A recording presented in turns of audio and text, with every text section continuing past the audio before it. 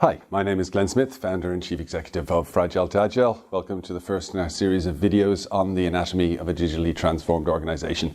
This one being the overview. Well, there's been a lot of talk about digital transformation these days. To quote another fellow Irishman, maybe too much talk. What do I mean by that? Well, not that it isn't important, let me stress that, but rather that it is just business transformation, frankly. I mean, who does a transformation analog these days? Digital transformation, in our view, is simply business transformation done well. More than that, I think one of the things we like to point out is actually one of the aims of a digital transformation should be similar to an aim for any business transformation in the last 10 years, and that's to take you to being an agile organization. But what do we actually mean by agile? We actually jokingly thought of making up some sort of a chimera word of adaptable or something like that. But really we'd like to emphasize that there's no single word, English word, for what we mean by agile organization, because we think it encompasses all three of these concepts. You need to be adaptable, flexible, and responsive. Fortunately, a digitally transformed organization achieves all of these three key attributes for a modern organization. So, let's have a look at the first major aspect of a digitally transformed organization, and we call this a layered architecture. I'm going to talk through the 5 main layers here in this video to give you an overview, and there's a video on our YouTube channel in detail on each one of these. So the first aspect of a digitally transformed organization is that it actually breaks down into at least 5 separate layers: an identity access management layer, a channel management layer, process management layer, integration layer, and the service providers layer.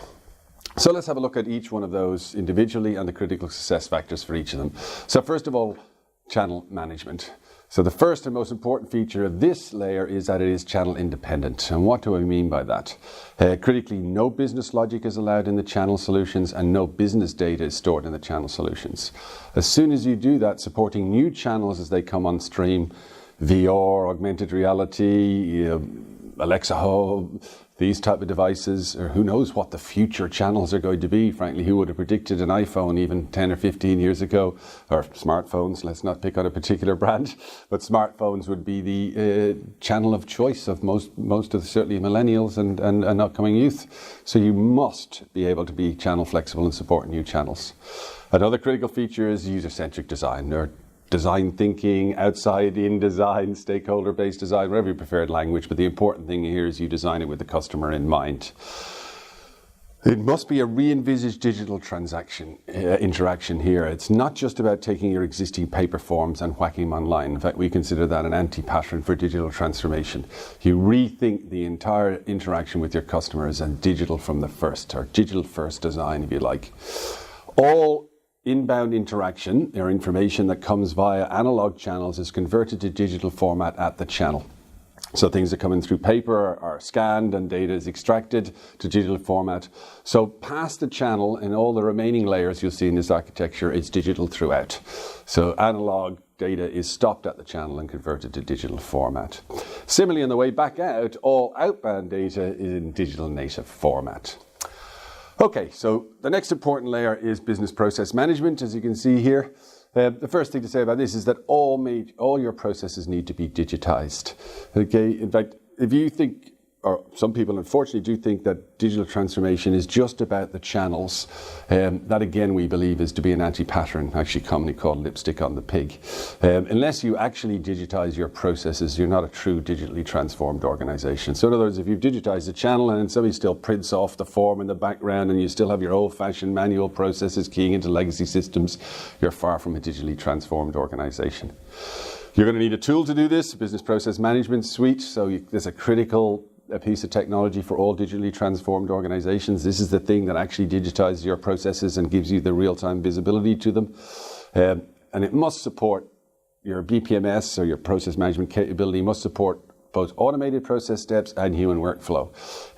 From day one, you're not going to be able to fully automate it. So even if you assume it can be fully automated, which you should do as part of the design paradigm, there will be steps where you need a human to do it, and therefore the same tool needs to be able to cater for both fully automated processes and human.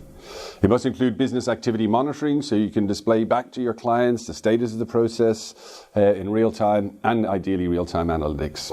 The final feature of this channel is a really complex one called exceptions-based straight-through processing paradigm, which we're going to cover in one of our more detailed videos. Okay, so to the third layer, it's called the integration layer. It must have stateless services-based integration pattern. Stateful is completely anti-pattern.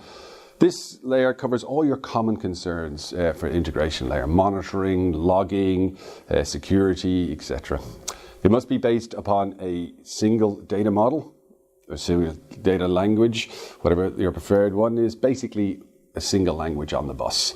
So you can't have two different services which have customer as a requirement for data to be used in that service with completely different structures for the customer data.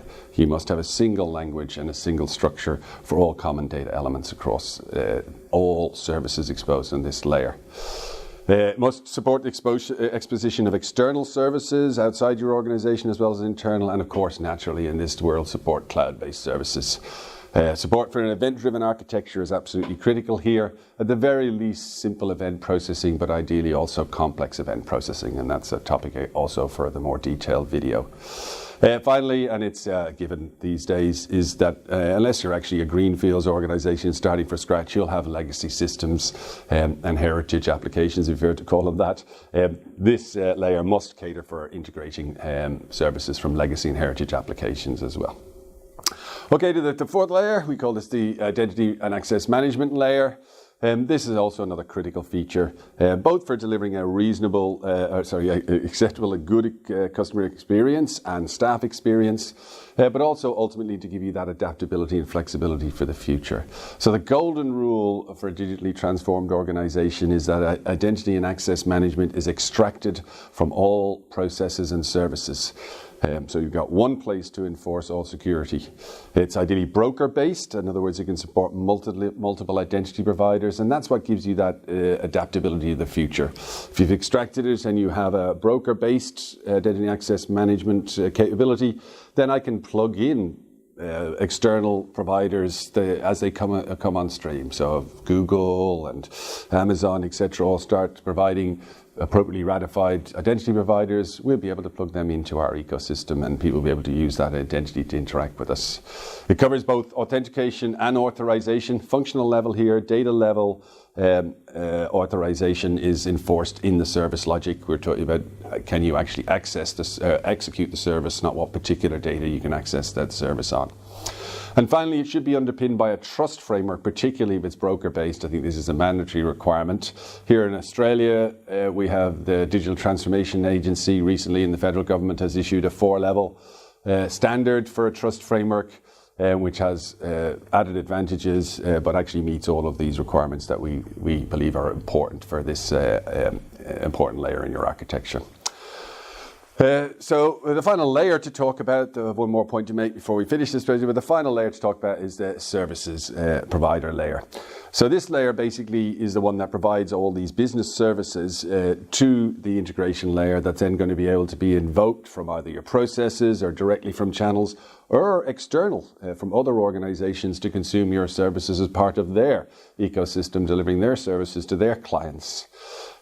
So it's absolutely critical that these things exposes services at the right level of granularity. So they must be true business services. You should be able to talk to your business colleagues, talk about a service, and they recognize it instantly. It's check status of process, update customer details, track inventory, sort of true services that your business people would represent.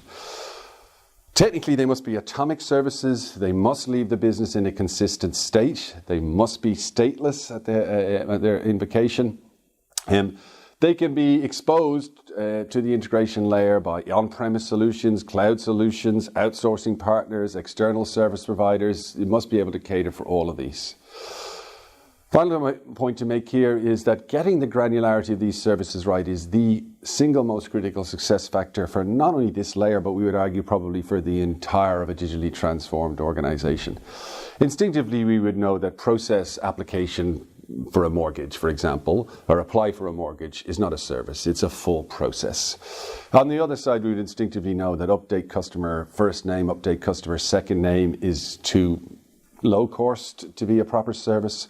But where between those two extremes of extremely coarse and extremely fine is the right granularity is a non-trivial design question. In fact, jokingly referred to on the internet as the billion-dollar question for this architecture, and that's probably underestimating it. Okay, so that one is going to be the subject of an entire video in its own right. It's such a complex topic. It's about how you get those services right. But why is it so important? And I'll finish on this final slide. It's because if you don't get the service granularity right, then you're not going to be able to easily plug this into your process layer or your channel layer. You're going to have to build all of this logic in between in order to make the two talk to each other. Worse than that, every time you design a new process or a new channel, you're going to have to build a new service because you haven't got the granularity right to achieve the level of reuse that is critical to the flexibility and reduction in time to market that this digitally transformed organization offers you. Okay, well, that's the overview. I hope it was of value and of interest to you.